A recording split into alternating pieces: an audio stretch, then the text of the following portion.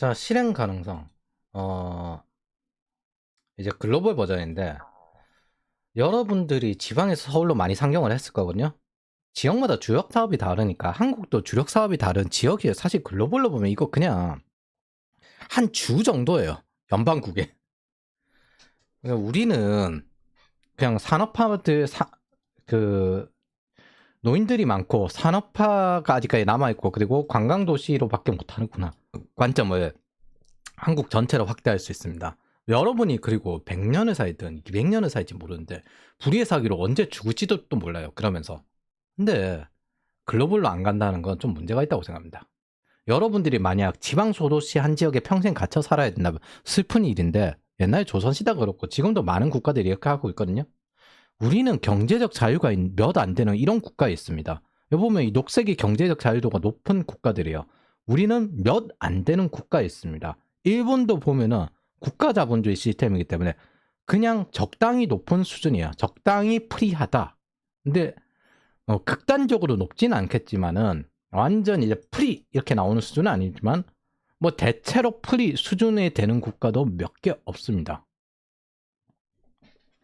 이거를 읽는 20, 30대 여러분들은 젊습니다. 몇 년을 살지 몰라요. 따라서 무한한 가능성이 있고 이 가능성을 활용하고 좁히십시오. 가능성을 좁혀야 배제를 해야 그래야 최적화가 되고 자유도가 교환이 됩니다. 자유도가 높아지기 위해서 우리가 자산을 모으듯이 가능성을 좁히십시오.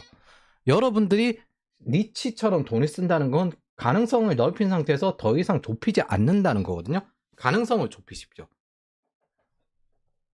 여러분들의 능력을 키우고 자산을 모으는 것은 이 자유도를 위해서입니다. 자신의 시간을 자신이 원하는 대로 쓰고 무례한 상사에게 시달리지 않게 해서 이 프리 그리고 활동 범주일 뿐 이 프리는 가능성 활동 범주일 뿐 리버티는 쟁취하는 겁니다. 글로벌 리스트가 되겠다면 워라밸 따위를 따지는 주어지는 편함이 아니라 고통을 택하고 도전해가는 쟁취와 성취감 그래서 자유도를 획득해 가야 됩니다.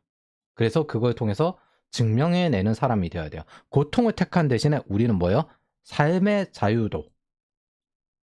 내가 원하는 시간을 원하는 대로 쓸 수 있는 그 자유도를 쟁취해 나갈 수 있는 겁니다. 그럼 뭐? 이 고통 역시 내가 스스로 선택해서 하는 것 뿐이에요. 자, 이걸 본 순간 여러분들은 전형적인 워커가 아니라 자신의 삶을 성장하고 도전하게 쓰겠다는 플레이어임을 인지합니다. 왜냐하면 길었거든요. 제가 경험해보면 지역의 유불리는 10년 안에 변할 수밖에 없어요. 한국도 마찬가지고. 이게 외국으로 보면 지역이잖아요. 지금은 이제 캘리포니아가 열심히 땅값이 내려가는 것도 똑같이 유불리는 10년 안에 금방 바뀝니다. 항상 10년 이상 전성기인 직업이라든지 지역은 제가 본 적이 없습니다.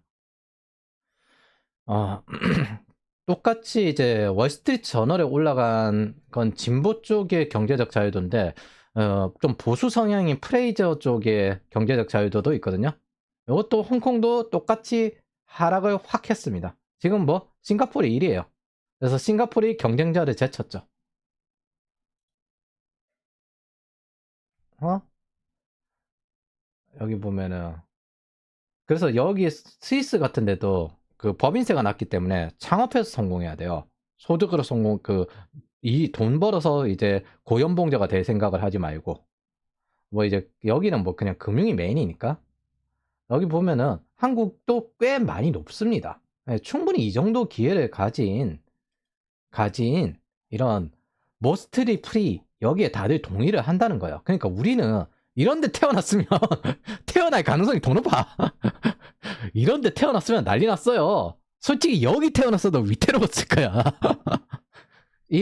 그 적당한 프리, 모더레이틀리 프리, 여기 태어났어도 위태로웠을 거야.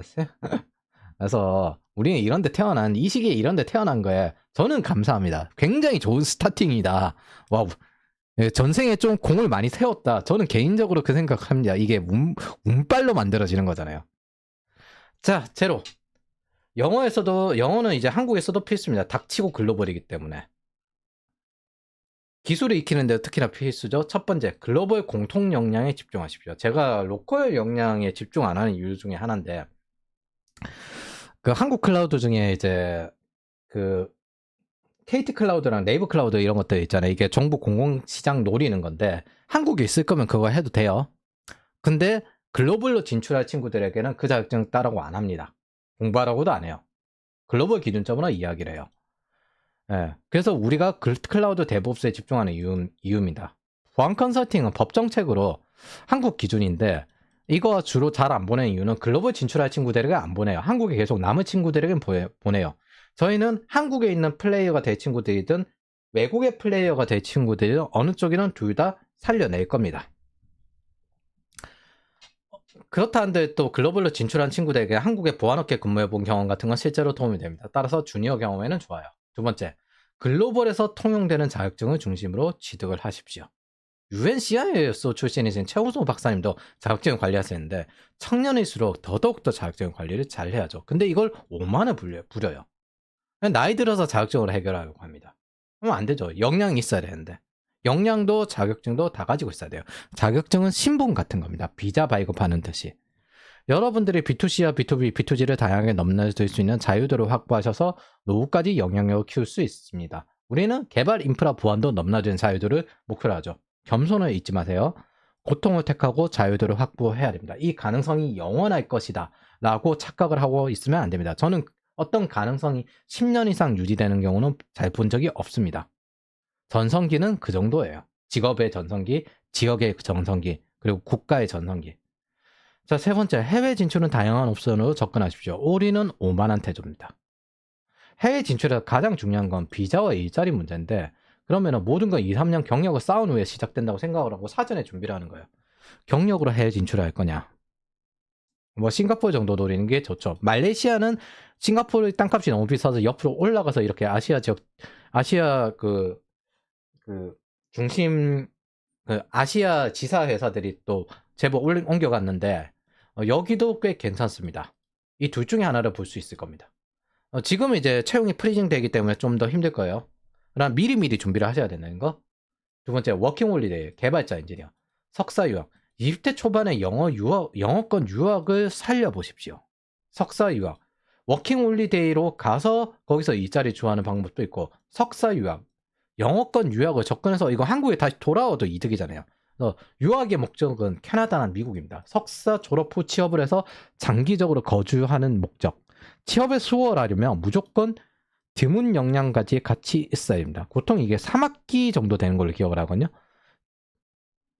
그래서 20대 초반에 이걸 노려볼 수도 있을 거예요. 옵션을 다양하게. 그리고 외국계 취업에서 해서 사내 이전으로. 글로벌 기업에는 근무자에게 여러 가지 사내 이전의 혜택을 제공하죠. 적극적인 해외 컨퍼런스 참여와 네트워킹. 뭐 이런 것들, 해외 여행지를 컨퍼런스 세미나로 잡는 거랑 같습니다. 원래 2010년대에 금융권 사람들이 이거 휴가 내고 세미나, 컨퍼런스를 해당 지역으로 잡으면서 여행과 많이 겹쳤거든요. 이게 진짜 가서 도움이 되는 여행이지 그냥 휴양은 엄밀히 말해서 그냥 돈 써서 휴가 같은 거 개념이죠. 여행이 도움이 된다는 건 뭐예요? 내가 글로벌 컨퍼런스 참여하는 김에 그 지역으로 여행지를 정하는 거예요. 해외여행의 목적을 하나로만 가지지 말고 해외 컨퍼런스 참여와 겹치십시오. 그리고 다양한 문화에 대해서 경험을 하고 대화를 많이 나눠보십시오. 여러분들이 한국에서 근원적인 문제가 수출을 하면서 사는데 외국에서 직접 팔아본 경험이 거의 없잖아요. 그건 몇 명만 할 수 있어요. 이런 식으로 문화에 접근해서 외국에서 물건을 팔 수 있는 그런 역량을 갖춘 사람이 되어야 된다. 그리고 해외로 갈수록 자신을 적극적으로 홍보하는 게 진짜 중요하기 때문에 이런 노력을 일상적으로 증대시키려고 노력해야 돼요.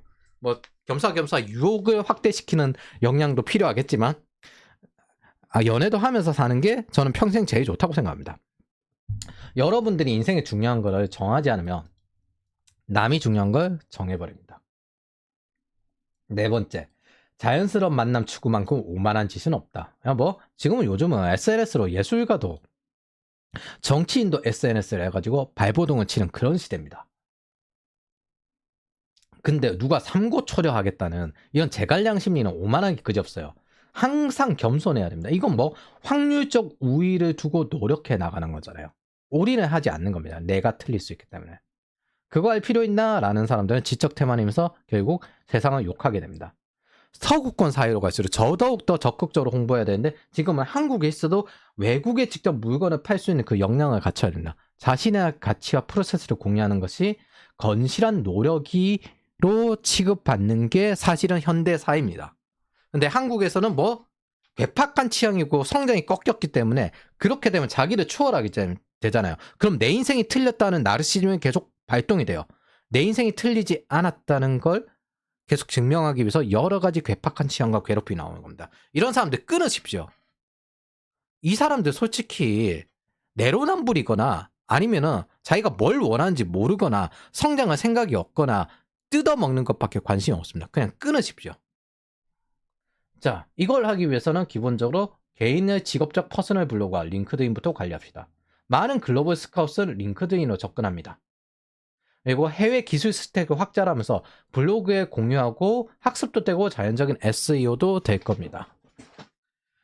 기회는 노력한 만큼 쟁취되는 확률적 접근입니다. 5번째, 똑같이 적극적으로 부업을 하십시오. 가르치는 만큼 성장하고 정리하는 만큼 성장하고 이런 것들이 기본적인 하드 데이터 기반으로 접근하는 건실한 성장입니다. 6번째, 금융 투자에 절대 소홀히 하지 마십시오. 서구 사회는 뭐 대통령에서부터 전부 다 금융 투자를 빡세게 합니다. 그렇기 때문에 이 룰을 절대, 한국에는 부동산이 중요하지만 서구 사회에서 금융 투자를 소홀히 하면 절대 안 됩니다. 7번째, 돈은 사람 획득하는 데 쓰십시오. 코칭이나 이런 역량 있는 상호 이익이 되는 사람을 획득하는 데 써야 됩니다. 친구든 소울메이트든 상호 이익이 되어야 돼요. 중병의 효자 없는 것과 같습니다. 그래서 진짜 관계를 중시하는 사람은 고통을 두려워하지 않고 상호 이익을 억지로 만듭니다. 오직 워라벨이나 찾는 사람이 타인의 부를 내 것처럼 생각을 하고 접근할 뿐입니다. 이들은 절대 도전하지도 선택하지도 않습니다. 지적 네트워크를 키우는 이런 사람들을 계속 네트워크를 관리하십시오. 사람을 관리하는 게 아니라 좋은 사람들을 집어넣어서 네트워크를 관리해야 됩니다. 8번째, 글로벌 부동산 투자에 신경 쓰십시오. 선진국도 지속적으로 고령화 사회가 될 거기 때문에 임대료가 올라갈 겁니다.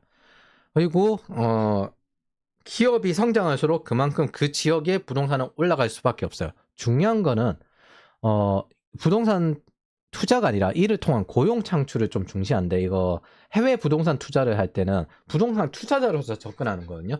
대신에 이걸 통해서 어떻게 고용 창출이 되느냐, 고용이 창출이 된다면 굳이 부동산의 필요는 없을 겁니다. 그래서 글로벌리스트는 결국에는 글로벌 사업가, 글로벌 투자자가 되어야 된다는 뜻입니다. 유대인들이 그렇잖아요. 맨하탄의 어떤 지역은 유대인들에게만 계속 임대하고 유대인들에게만 뭐 그렇게 계속 혜택을 주는 그런 거랑 같습니다.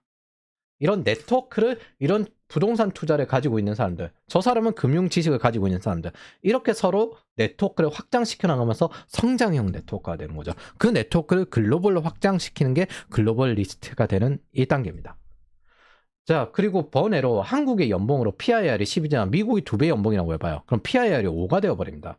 이처럼 글로벌 리스트의 연봉 격차로 장기 자산을 확보하고 글로벌 사업하는데 활용할 수 있습니다. 9번째, 세금 법 공부하면서 변호사, 회계사, 세무사를 잘 선정하십시오. 외국입니다.